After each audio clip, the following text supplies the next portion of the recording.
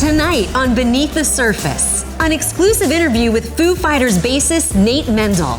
What it was like returning home to play the first concert at Climate Pledge Arena. Test your hockey skills at the new Pacific Science Center exhibit. We'll see who has the better slap shot when Kim and I go head to head. I got 5! Plus, King 5's Chris Daniels grabs a drink with Kraken captain Mark Giordano. This is Beneath the Surface. Sponsored by Primera, official health plan of the Seattle Kraken. Live music is back, and Climate Pledge Arena is delivering on the big names. Welcome to Beneath the Surface. I'm Paul Silvi. And I'm Kim Holcomb. In the past few weeks, fans got to see Eric Church, Andrea Bocelli, the Eagles, Evanescence, and more. The very first concert was also a homecoming for one of the musicians. Jim Deverett talks to a Foo Fighter who just wants to have fun. From Richland, Washington to the Rock and Roll Hall of Fame, Foo Fighters bass player Nate Mendel is at the very pinnacle of musical stardom. But I think he's just a little jealous of my Zoom skills. Not all of us can have the clown barf background that you've got going there. Clown Barf could have been the perfect name, but Nirvana's Dave Grohl had already come up with Foo Fighters and was looking for some light. It's like, hey, how about we just start a band that has a different way of doing things, where we just put a premium on it being fun and low drama. And that's just been kind of our motto through the years. I'm in roller skates and short shorts in a video. And it's like, yeah, of course, that's gonna happen. The Foo Fighters fun has continued for more than 25 years, even at the height of the pandemic, when Grohl took on the Bee Gees classic, You Should Be Dancing.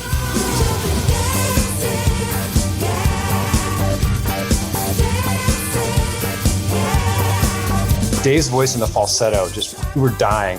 Like, it was great to cover such a great song, and then to hear his voice in that range, it was too much. So we just went all in and did like 6 of them.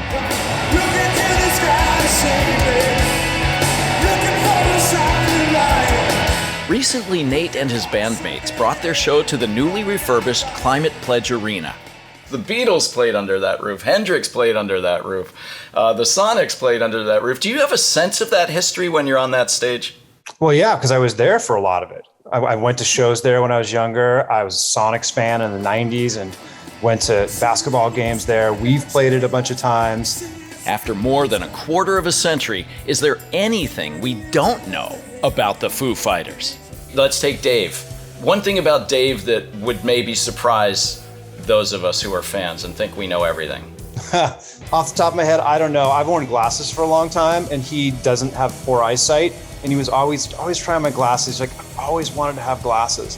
And if you look at the cover of his book, the photo, he's got glasses on. He doesn't really need them. Nate's vision for the future includes lots more rockin' out right here in his home state. Can't wait to get back. I love it up there. It's nice talking to you as well. Nice talking to you too. Thanks so much. Thanks, Jim. There's a lot to look forward to. The arena plans to host about 70 concerts a year, and that's on top of the Kraken and Storm games. Just a short walk from Climate Pledge Arena, a new hockey exhibition is making its world premiere at Pacific Science Center. It is called Hockey Faster Than Ever, and it's hands-on. A ton of fun for little kids and big ones. Speed, power, coordination. Professional hockey players have it all. They're amazing athletes, but they're amazing athletes. And this new exhibition celebrates history and explains the modern game through science. You don't necessarily think about it in terms of sports, but there's a ton of science in sports. The precision is amazing. The speed, the force. And here, learning comes through doing, which is always more fun with some friendly competition. Paul and I would go head-to-head at 3 of the interactive stations. The first is all about power. A radar will measure the force of our slap shots on a floor that's intentionally slick, mimicking ice. Can you moonwalk? Oh, nice. You're ready. The goal is for 60. The goal is 60? The goal is 60. Okay. Oh gosh, that was good. Oh! 59.5. I mean, that was close. Could I beat it? In a word, no. Nothing I'm telling you is working. So here's the deal. I'm just going to turn around and then you smack it and then I'll look at the scoreboard. Okay. Okay? That sounds good. Here we go. That's your best one. 39.6. That was nice. But not nice enough. Paul wins. Up next, finesse. Paul hit the target once. Oh, I hit one. So did I. Again and again. I got 5. I won round 2. The final test would break our tie. Reaction time. Are we going to be in a full flop sweat by the time we're done with this one? Yeah. Okay, great. The mission? Hit as many illuminated lights as possible in 1 minute, like a goalie blocking shots. Up high. Somebody hit me up high. That's good. I don't know. 55. Oh. Oh, man. That was Dang it. Come with me, Kim. Into the box with you. Loser into the penalty box. Shame, shame, shame. Hockey is stupid, but also really fun. And this is just the beginning of what you can see and do here. So this just gives you a chance to be a hockey player. Unless you think the sport is stupid. Okay, if I had won, I would say that's the best sport ever. It actually is, and it is so fun. And there's a whole other section of the exhibition that's worth seeing. It's all local, and it features the Kraken. You can go check it out through February 27th, 2022, and tickets are available online. There is a real science to making the ice the Kraken play on at both Climate Pledge Arena and the Community Iceplex at Northgate. Let's introduce you to people who are the experts. Making ice is an art form. So when you start out, you mix together a powder-based paint and you mix that up with water and you find the proper consistency, and then you're spraying it with a wand that's probably upwards of 12 feet. The big part about the white is the temperature of the water that you mix it with. You want to make sure that it's not too thick and it has to run through the lines correctly. If it's too thick, you'll have some hiccups in the wand that we use to spray the ice with. It has to be at least around 49 to 47 degrees, because anything warmer than that, the paint follicles will actually stand up and you won't get a good white coat.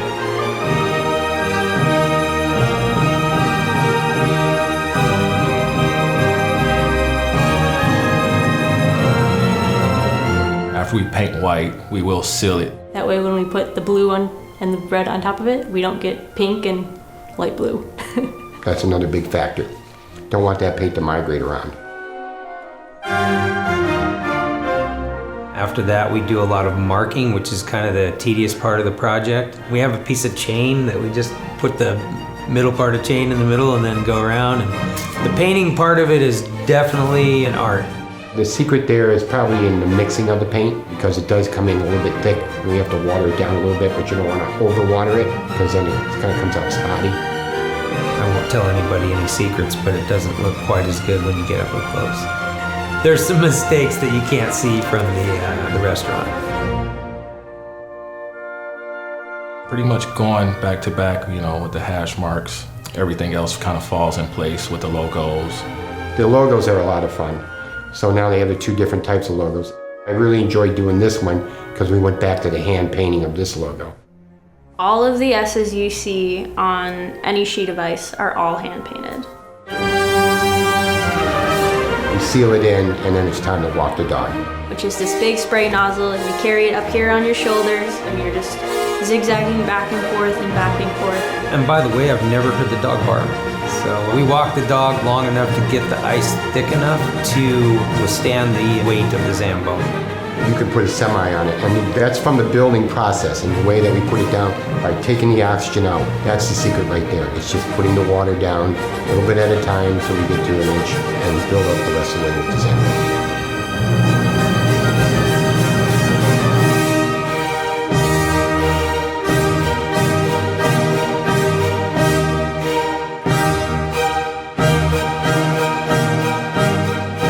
The art of making ice.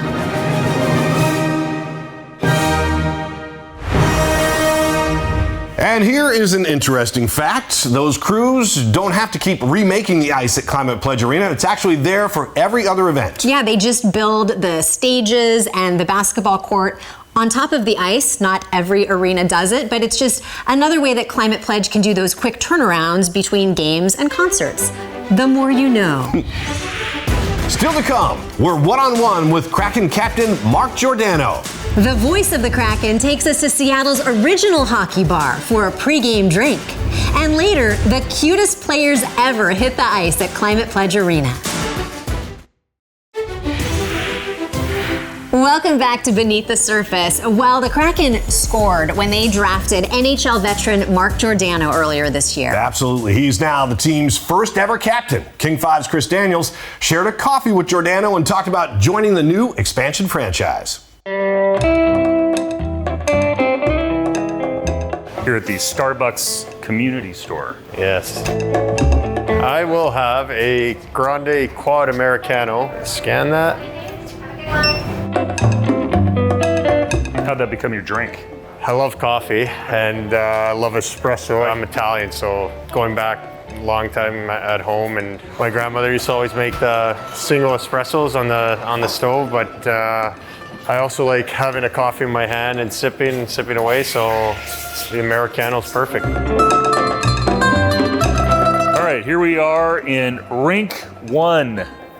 This is where you will be practicing, right, Mark? Yep, this is it. Beautiful rink. The facility's obviously top-notch. The numbers tell the story with you. I mean, I have to read them off because they're so impressive. Almost 1,000 games, 143 goals, 366 assists. It's a good amount, I would like to think. And then the awards shelf, the Norris Trophy, which a lot of people know, NHL Leadership Award, the NHL Foundation Award, the Muhammad Ali Humanitarian Award. Where are you putting all those awards at home? Yeah, no, those are pretty special. Especially an award like the Muhammad Ali Award, the Humanitarian Award, to be associated with one of the greats of all time. And then the Norris Trophy to be recognized in the league as the top defenseman that year was another great moment for me and my family. All those awards, you cherish them and don't take it for granted. You've had a tremendous amount of accomplishments in your career in the NHL. I think they're even made more impressive for the people in Seattle who don't know about everything that you've been through. You had some adversity, right, when you were 14 years old? My sister was in a car accident and passed away when I was 14. She was 21, so just things like that when you go through them in life, and it brought our family really closer together. But facing adversity and real world problems, I mean, to be able to come out and play a game and do that for a living and enjoy every day coming to the rink. Don't mean to repeat myself, but try not to take any day for granted. And you do a little something before games too to honor her, correct? Yeah, just something to remind myself all the time and remember her. And during the anthem, the Canadian anthem, just give myself a few taps in her memory, and something I've been doing my whole career. You deal with that as a teen, and then you're playing hockey, and you're not necessarily catching the NHL's eye right away. It wasn't like you were the number one overall pick. You had to fight and claw, did you not? Yeah, worked my way into the American League, and then got some games in the NHL and went to Russia for a year. So you're not even drafted into the NHL? I think it was June of 04 or 05, I think it would be. I got a call from the Flames. I got invited to their development camp. Took it and went to Calgary for camp. Then found myself in the American League for a few years before I got the call up. But 15 years in Calgary. Yeah. If I had to make a comparison, it's like the Edgar Martinez of Calgary in terms of the longevity of being in one spot. I've talked to a few people now in Calgary who said how disappointed and heartbroken they were that not only you had to leave, but that your wife had to leave, your family, that you've done a tremendous amount in that community with cameras not around. I wanted to be able to give back to that community. A big part of my life has been in Calgary, and a lot of the people and the ownership group there and all that, part of the reason who I am today is because of them and that community. It's something new coming to Seattle, and looking forward to hopefully making a lot of new great relationships here as well. Well, good luck this year. Hopefully it's a good year. To a new beginning. Thanks for sharing a drink with me. Yeah, appreciate it. Thank you. It's actually rare for an expansion team to name a captain in its first season. They usually want to wait for that team dynamic to develop over time. But given Giordano's experience, he was an obvious choice for the Kraken. Yeah, and boy, the fans agree. He has quickly become a favorite here in Seattle. Coming up, Seattle's original hockey bar, the Angry Beaver. Why it is the perfect place to pregame. Welcome back to Beneath the Surface. Well, for the last few weeks, we have been profiling bars across the city where fans can grab a drink before heading to the arena for an event. Tonight's Everett Fitzhugh, the voice of the Kraken, takes us to a spot that's a very popular hockey hangout. Hey, Paul and Kim, I am back with my good friend and Kraken television analyst JT Brown. And tonight on this beautiful Seattle evening, we are up in the Greenwood neighborhood, just a short bus ride away from Climate Pledge Arena. That's right, Everett. We're at a place that many believe is the best hockey bar in the Pacific Northwest. For local hockey fans searching for a place to watch a game, all roads lead here. This is the Angry Beaver. It's Seattle's original hockey bar. I needed a place to go watch hockey, and I couldn't find one. So that was sort of the impetus for the birth of the Angry Beaver. Owner Tim Pipes is a proud Canadian, and you can see it everywhere in his bar, including on their food menu. One of the things I'm hoping to have you guys try tonight is poutine, which is a very traditional Canadian thing now. It's French fries with gravy and cheese curds. We're gonna do a proper British style fish and chips for you guys tonight. It's gonna be cod with British style beer batter. We hand cut our own French fries here. The authentic Canadian poutine that you've had, where does that rank? It's right up there. This is fantastic. Really good. And again, this is a very fresh piece of fish. They probably got out of Lake Washington this morning. This is very, very good. On the beverage side, the Angry Beaver has you covered there as well.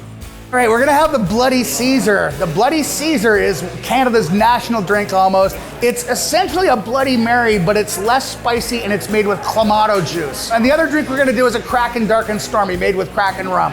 JT, what do you got? I got the Dark and Stormy. Ooh, a little Kraken rum and ginger beer. How do you feel? It's really good. You can really taste that ginger beer. It comes through, and it's actually a really good drink. I've never been the biggest Bloody Mary fan, so we'll see how this goes. There's like a whole salad in my drink though, so I'm actually excited for that. Cheers.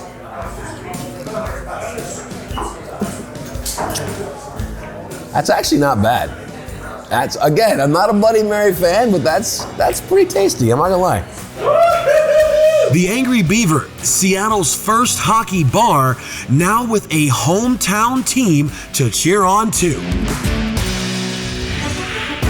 Up next, the future of the NHL hit the ice at Climate Pledge Arena. Portions of Beneath the Surface, sponsored by Primera. Welcome back to Beneath the Surface. If you're at a Seattle Kraken game, you might be tempted to rush out as soon as the period ends. Don't do it. Stick around, otherwise you might miss some of the cutest kids ever. Meet the Junior Squids, the Kraken's development team for kids ages 6 to 9. They recently took to the ice at Climate Pledge Arena during the first intermission of a Kraken game to show off their skills, and Kelly Hansen with King 5's YouTube show Local Lens caught up with the players and their coach. My name is David Min. I'm a player development coach for the Kraken Youth Hockey Association. So hosted by Primera, our Junior Squid program, which is a developmental program right before the Junior Kraken. They get to go on the intermission and then do a quick shootout. How many are you going to score, you think? I think I'm going to score 20 goals. They're getting amped.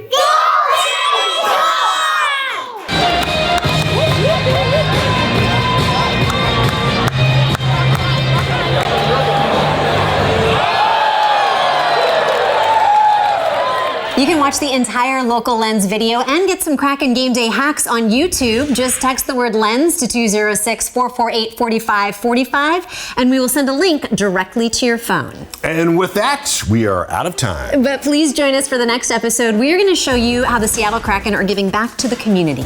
Plus, food and wine pairings at Climate Pledge Arena. And yes, there will be poke. As promised, Paul's going to try it. Have a great night. Beneath the Surface. Sponsored by Primera, official health plan of the Seattle Kraken.